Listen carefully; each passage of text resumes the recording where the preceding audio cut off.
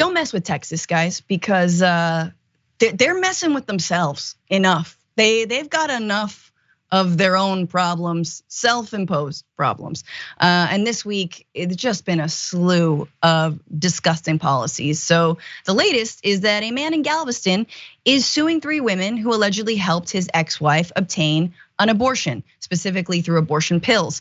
The man is suing under the state's wrongful death statute. The lawsuit claims that assisting with a self-managed abortion qualifies as murder under the state law, which allows the man to file a wrongful death claim. Remember, Texas exempts the actual people who are getting the abortion, but anyone who helped them, even let's say an Uber driver to get to the appointment, or someone who, in this case, obtained abortion pills, could be sued under their vigilante law.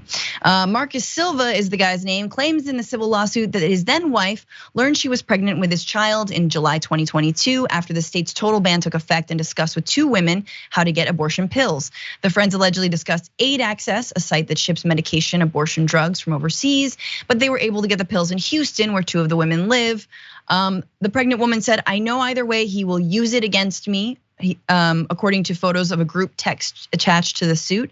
"If I told him before, which I'm not, he would use it as a way to try and to stay with me.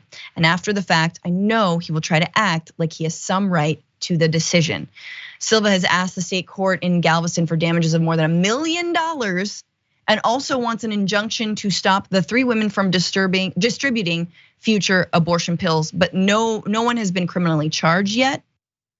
This, I mean, just overall reactions, Erin, to stories like this. Well, we knew it was coming, right? There have been some lawsuits underneath that Texas law, the SB 8. There've been a few, but they've all been kind of like troll lawsuits designed to just like test the law or make fun of the law. And this is the first, I think, real one that we're seeing. The woman who actually had the abortion is not being sued, which I found to be really interesting. He's just suing her friends, which is terrible.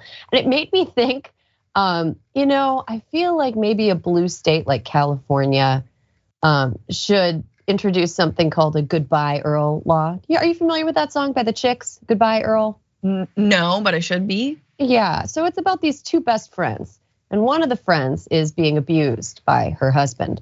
And so the other best friend flies into town, and they decide that Earl has to die. And it's a nice little, it's a real dance floor. It gets the dance floor going, like at a wedding dance. I've been at a wedding dance where Goodbye Earl has played, and everyone runs to the floor. But honestly, this Silva guy sounds like, outside of this lawsuit, he seems like a person who is acting in a way that I would consider abusive. Yeah.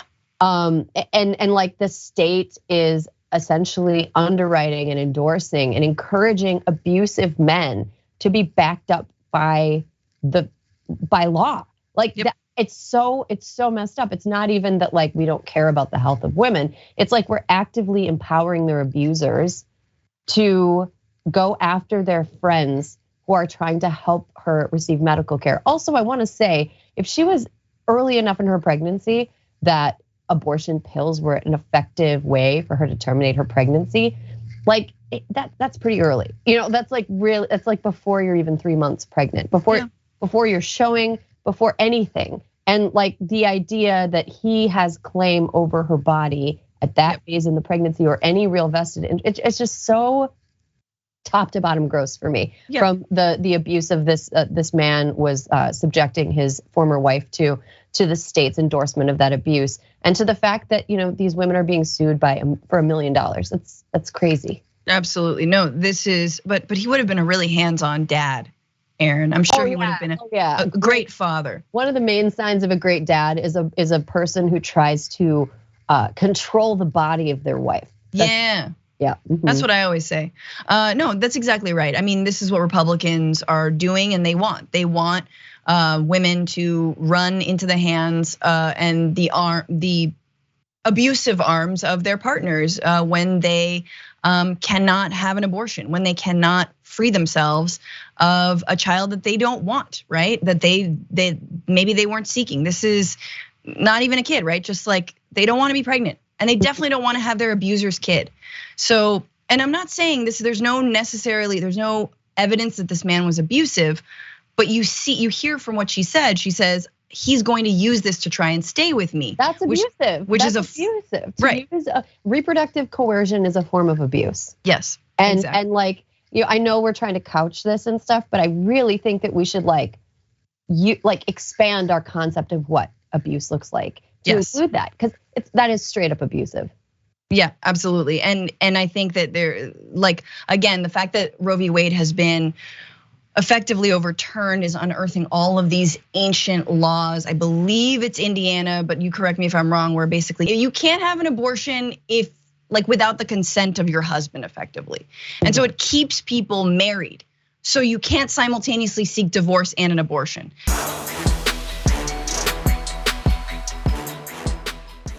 Check out the Damage Report podcast each day, wherever you get your podcasts, whether Pocket Casts or Stitcher or iTunes. You can join me as I give you the news and stories you want, with a range of co-hosts and interview guests jumping in on the fun each day. Again, that's the Damage Report, wherever you get your podcasts. And if you get them at iTunes, don't forget to rate and review. Sometimes I'll read them live on the show.